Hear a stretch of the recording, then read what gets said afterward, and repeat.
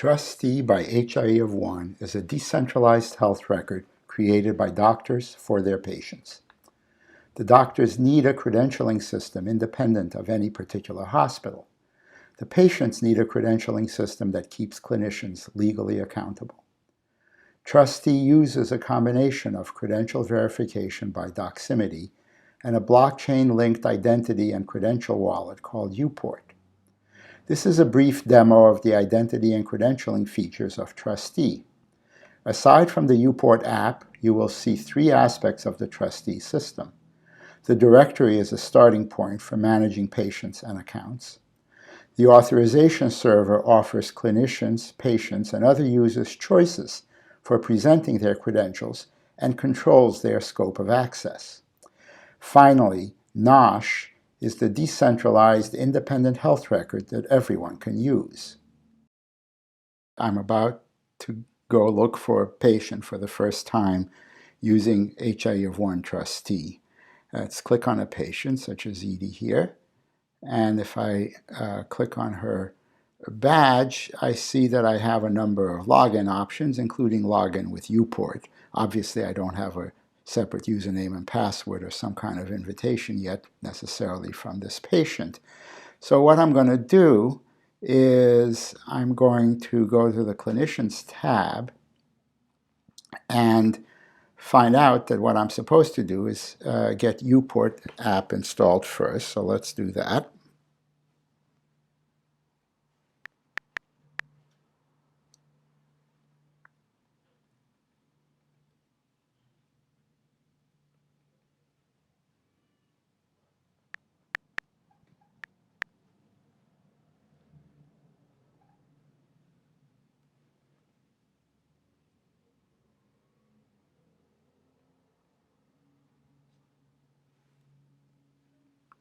Now that I have the uPort app, I need to create my identity in uPort.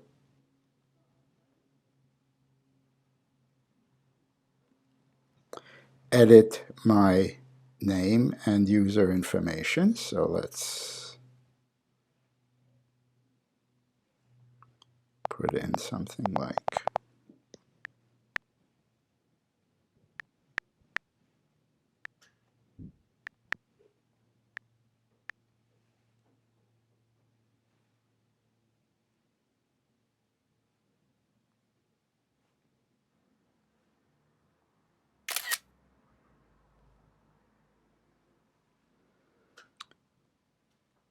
enter an email and a location. Okay, now that I've done that, I see that I don't have any verification, and I should add my NPI verify with Doximity. Now that we've got our uPort account set up, I'm going to add the Doximity credential verification.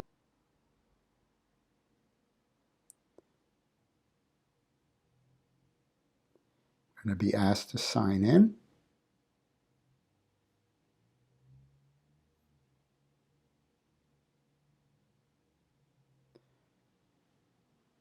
Point my uPort to the QR code, so the credential is added.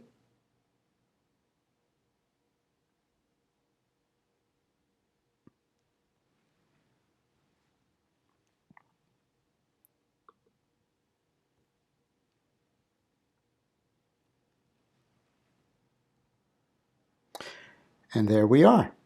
We now have an NPI verified by Doximity in the uPort credential wallet. Once I have verified credentials, I can use my uPort and the credential.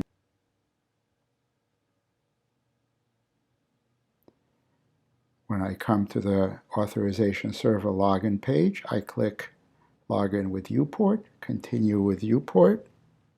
I unlock my phone, go to my uPort app,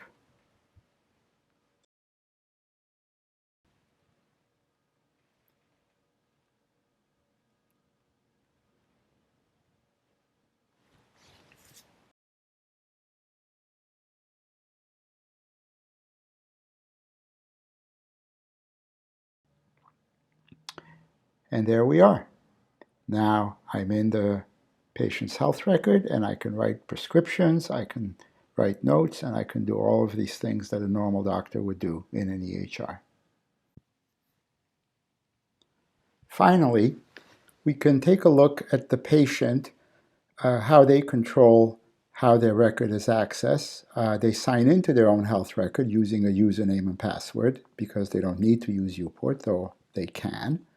And once they're in, they see this green button in the upper right called the consent table. When they click that, they're brought to this table of resources or consent categories for resources.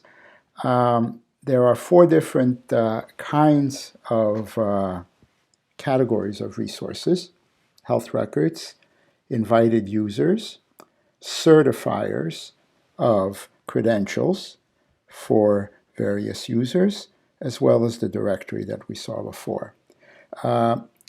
Left to right, the patient sees different scopes of access, including notification, roles, and groups of policies. Although this looks kind of complicated, it's not really so bad because policies are inherited when you sign up for a directory. The health record category has the NOSH itself, the EHR. It has the EHR that's connected in this case to Epic at Cornell Medicine, and the health records that are in this case connected to Medicare for this patient. In the case of invited users, the patient has to specify them by email address, and by default we use Google as a way of verifying the identity associated with that email address. Lastly, and most important, in the case of certifiers, we see different kinds. Doximity is used to certify clinicians. Google can be used to certify individuals. Emory Healthcare is an example of an institution that chooses to run an OpenID Connect server, a federated identity standard, in order for all of their staff to be able to sign in without necessarily having to install Doximity.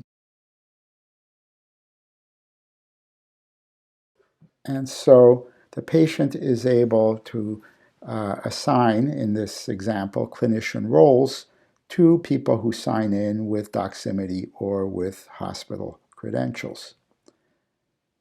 And that's it. Thank you.